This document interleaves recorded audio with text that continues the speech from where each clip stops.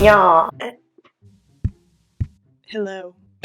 Hello, my gorgeous, beautiful, wonderful queen bees. It is your girl Amanda, the Buzz Artist. Welcome back to my channel. I've been in the mood to make more paper mache. I got a ton of newspapers that I really need to get rid of. Let me just be super real with you here. I'm really hankering to make fridge magnets. I don't know why. I don't know what possessed me to want to do fridge magnets, but we're gonna do fridge magnets. And there's gonna be a little twist. We're gonna make a fridge magnet that looks like the controversial Chuck E. Cheese pizza. Now, if you haven't heard about the Shane Dawson conspiracy video that came out of the actual slices of the pizzas not looking like it came from one pizza, the employee will take that to the back, take those pieces off the tray, form a new pizza. whether that's true or not, we're going to be replicating that using paper mache and making them into fun little fridge magnets. It's a great way to decorate your fridge and put more food on top of it. What's there not to love, really? So with that being said, let's go grab some supplies and get started. Here we go.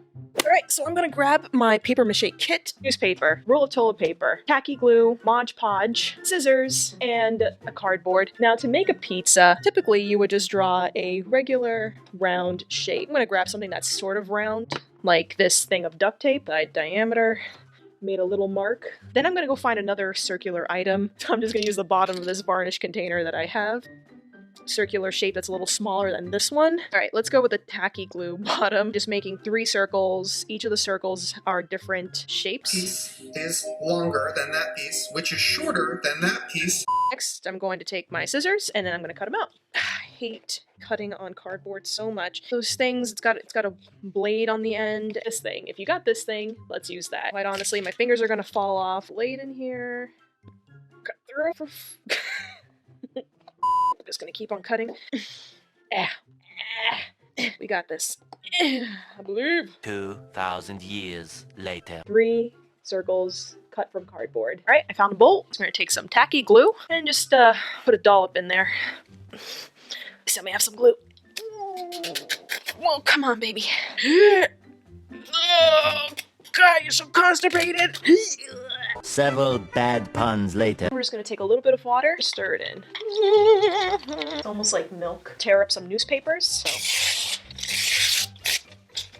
So now that I got everything ready, I'm going to actually do one more thing with the cardboard. Draw out like the slices that I want to keep in here, so I'm gonna cut it like that. I'm kind of just making this up as I go. All kind of irregular looking slices. These pieces in the back are shorter than those pieces. Cut out some of the pieces here. Yeah, so basically you can just mix and match, figure out what works best. I think that works pretty okay. So we're gonna take our newspaper clippings, like so. We're gonna dip it into our paper mache.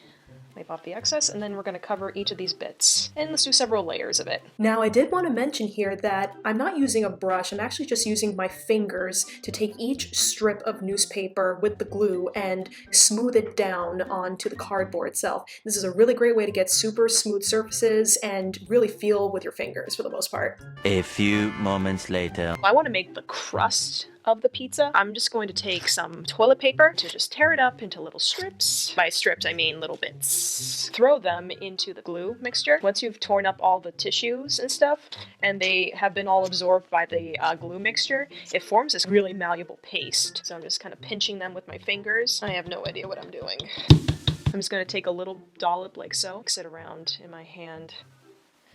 So I'm going to try to make a long cylinder. Lay it on the side, kind of like that. Just going to use my finger to fill in any crevices. Because each slice of pie that I previously cut out are intentionally different shapes, the crust is going to have to be adjusted to fit all those shapes. So, you know, some material I do take will be a little bit more for bigger slices or less for smaller slices. So now that I've gotten all of my pizza slices paper mached, we'll give them about 12 hours to dry. We'll check in and then get painting. The next day. Our pieces are now officially dry. Start to paint. And I'm going to be using my Arteza paints. There's just a myriad of colors. Okay, so I'm thinking that I'm going to be using a yellow ochre and scarlet red and some white to help make the crust and pepperonis portions of the pizza.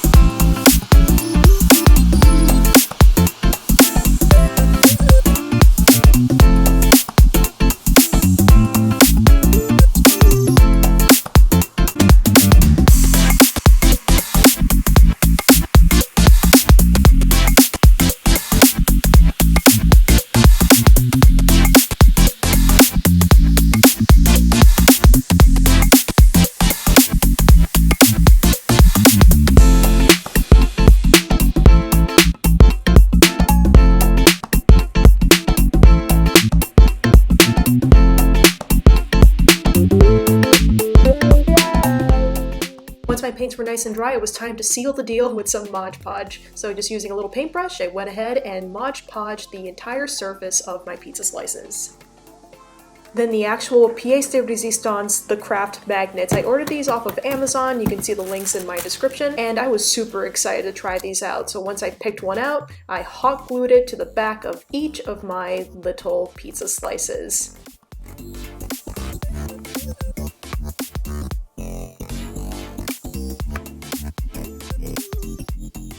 Okay, the moment of truth. Here we go. What? What? Ah! How freaking cool is that? You can even make the pictures look like they're eating stuff too.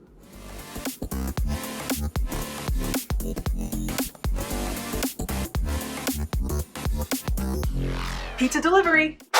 I actually got it. Nice. My Queen Bees, if you enjoyed that video, please be sure to give this a like and to subscribe to my channel. Hit that like button. You know what to do so that you can see more fun art-related projects from me to you in the future. So what'd you guys think of this upcycled craft project? Would you do something similar for your own refrigerator? Comment below. Let me know. And remember to always love yourselves and have fun with your art. See you all next time.